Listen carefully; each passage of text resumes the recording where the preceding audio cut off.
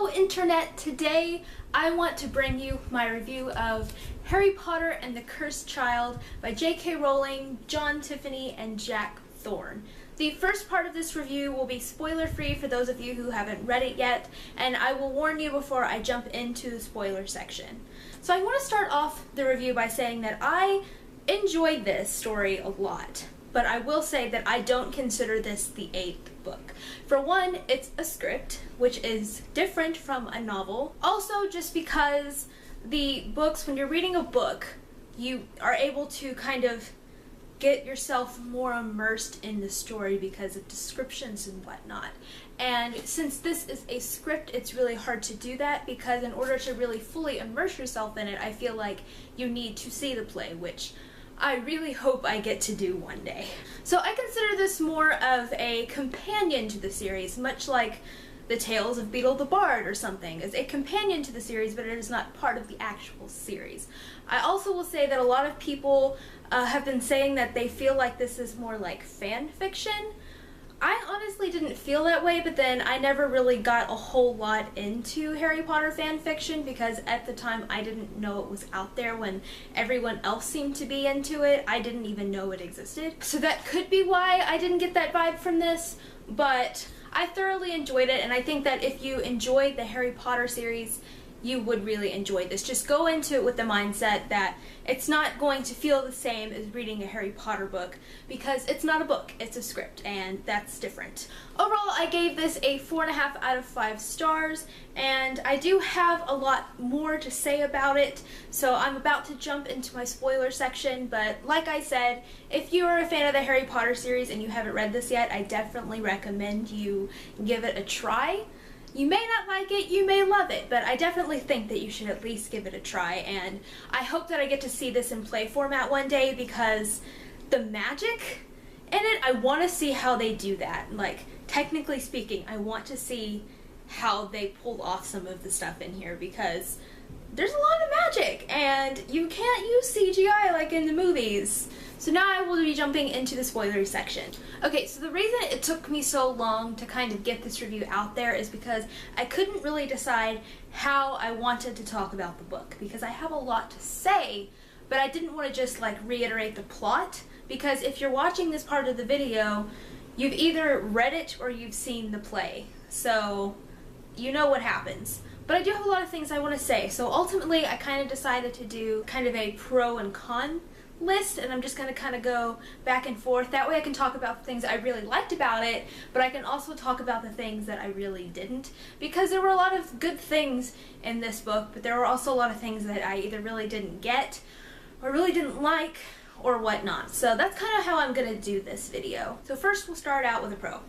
Pro is Scorpius, the character. I love Scorpius. I think he is just so adorable and probably my favorite character in this entire play because I feel like out of all of the characters, all of the new characters anyway, he's really the only one that gets kind of like fully developed, at least to the point that the storyline lets us get to, and he's just overall like a really good person even though he's in Slytherin, and I love that too. I love that this story focused on two main characters from Slytherin and showing that not everybody in Slytherin is bad, because I kind of feel like a lot of the prominent characters in the Harry Potter series that are from Slytherin are portrayed as really bad, and not all Slytherins are bad. This is coming from a Gryffindor.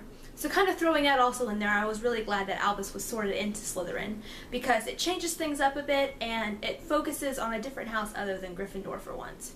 Con. I really didn't like how a lot of the other like super important characters from the Harry Potter series either were barely mentioned or not mentioned at all. Two examples being Neville, who really gets hardly any mention in this book. He gets like a few lines and that's it. And even though it's revealed that like if Neville hadn't have killed Nagini, Harry would have died, and made that super important, he still really wasn't mentioned a whole lot. And also, where's Luna? They didn't even mention Luna in passing, and I don't really know if her being in the play would have really added to the story much, but they didn't even mention her And she's one of the most important characters in the Harry Potter series, and one of the most well-loved, and she wasn't even mentioned. Okay, pro. I love that Hermione is the Minister for Magic, because I just feel like this makes so much sense for Hermione, and I could really see her doing that job really well, and it shows that she's doing it really well. Like, even as soon as Harry's scar starts hurting, she jumps into action. It's like, okay, what are we gonna do about it? And I feel like that's a lot unlike the previous Ministers of Magic that we have at least experienced, like Cornelius Fudge. And I just think that's a great job for her, and it also, female power. She's got one of the most important jobs in the wizarding world, and she's a female, and I think that's awesome. Con. I was extremely confused with the time turner logic in this book, because we really haven't seen a whole lot of time turners since Prisoner of Azkaban. So granted, we didn't know a whole lot about how they worked, and we didn't learn everything in that book, but some of the stuff that happened in this book felt like it kind of contradicted what was set up in The Prisoner of Azkaban, but maybe it's just because, like the script said, there are a lot of different kinds of time turners, so maybe that's it. But like some of the logic with the going back in time and the way things changed, I don't know, it just seemed very weird to me, and this is something that I would like to discuss more with other people. I've discussed it with a few people, but it's still just kind of something weird to me. I don't really know how to explain it, but the time turner logic in general was just kind of weird for me, and it was really weird to read about. Pro. Snape. We get to see Snape, and I love the way that they introduced him back into this just for a little bit. You see him at first, and I can just imagine the audience reaction whenever they first see him on stage when Scorpius finds him in the potions classroom, and he's trying to act all mean and stuff, but then when Scorpius really is able to prove to him that he's from a different reality and that Harry was supposed to have won and Voldemort was supposed to have died, Snape's like, okay, well, let's go meet the rebels I'm helping, Hermione and Ron. And I just really feel like in the Deathly Hallows, when you learn Snape's storyline after he's already died, yes, you kind of can understand some of his actions, but it really doesn't redeem him as a character for everything that he did and all the bad things he did, and I really feel like this script did that justice. You got to see that he really is a good guy, and that he started to, even though he was at first doing the things he did because he loved Lily, he really started believing in it at some point along the way, and that he continued to fight against Voldemort, even still in secret, but he continued to fight against Voldemort in his own way by working with Ron and Hermione, because they're the only thing left of Dumbledore's army. And the part where Hermione and Ron get their soul sucked out, and then Snape goes and gets his soul sucked out, and he's like, tell Albus that I'm proud that he bears my name, and I started tearing up really, really bad. And then he gets his soul sucked out and he dies again. And he's like, I don't even care if in your reality I'm dead, because at least the world is in a better place. And it just made me love Snape so much more. This story really just made me love him so much more. Okay, con. So the whole Delphi thing, being Voldemort's daughter, this is the thing that I'm kind of confused with, and I would really love it if Joe could explain this at some point and kind of like the timeline of things, because Bellatrix is just supposed to be pregnant, and no time in the Deathly Hallows is it mentioned that she looks different or she's pregnant that I remember. Like, she's just supposed to be pregnant and no one notices. Like, they end up at Malfoy's Manor at some point pretty soon before the Battle of Hogwarts, and she wasn't pregnant then, so was Delphi born before that? Like, how? I want to know the timeline of the events here. I'm very confused as to how this works. And also just the whole Bellatrix and Voldemort even like having a daughter is weird to me. Like, I know that Bellatrix was like obsessively in love with Voldemort, like that much is like super obvious, but like the fact that Voldemort's just like, yeah, let's have sex. Like, it doesn't seem super real to me, but now it is, because since it's in this, it's canon, and I don't know how I feel about that entire situation.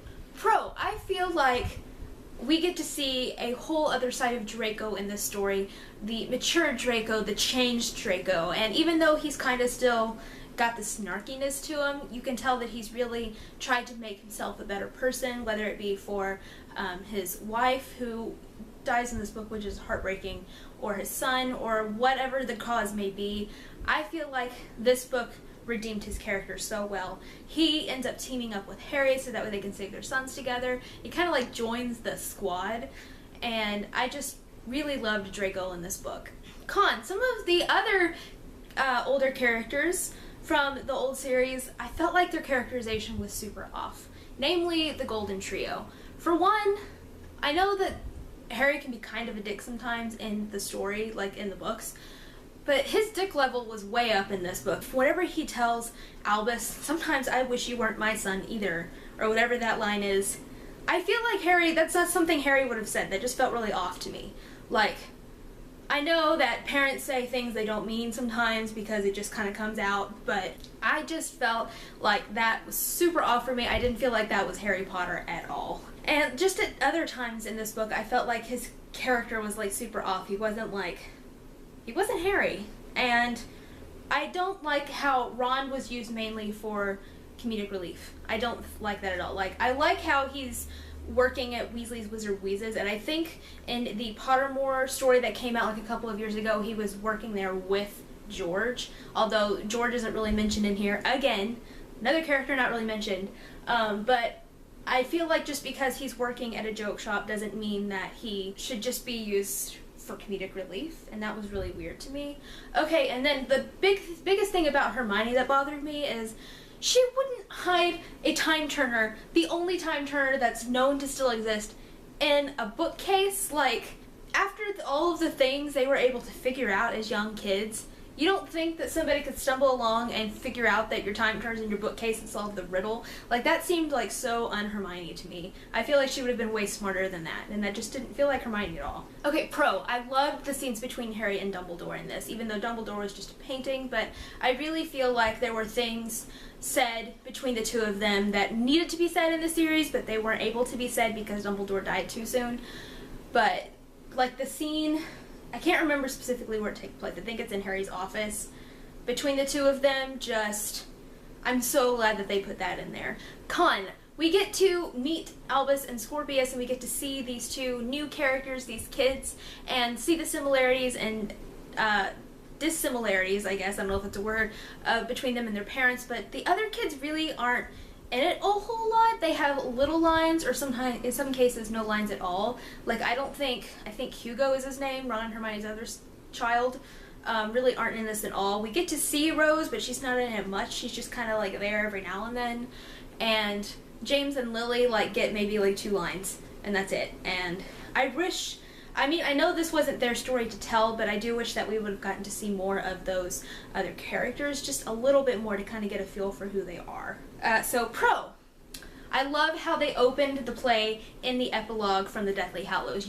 Whether you're reading it or you go see the play, you get to jump right back in, right where we left off in the Deathly Hallows, and I love that. It made me so happy whenever I opened it, and I'm like, this is the dialogue from the epilogue. Awesome. And even, like, kind of went a little beyond that. I really, really loved how that's how it opens. And con is the whole Polyjuice Potion thing.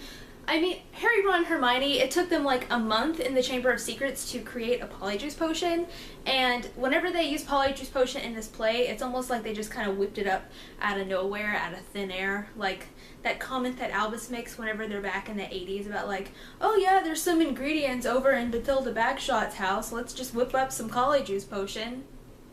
I don't think that's how it works. And then whenever they actually do use it to turn into Harry, Ron, and Hermione when they break into the Ministry, where did it come from? Like, did Delphi already have it made? How did they get the hairs from them since they've like run away and stuff? Like, how? This doesn't make any sense to me. So these are just a few of my thoughts on this book. I'm sure that I'll think of more after I film this and be like, why didn't I say that? But let me know what you thought of this book in the comments.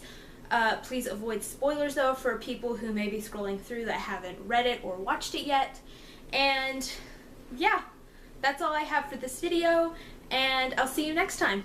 Bye.